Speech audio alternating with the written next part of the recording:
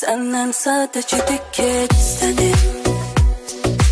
İstedim, sevilen olumluluğunu gözledim.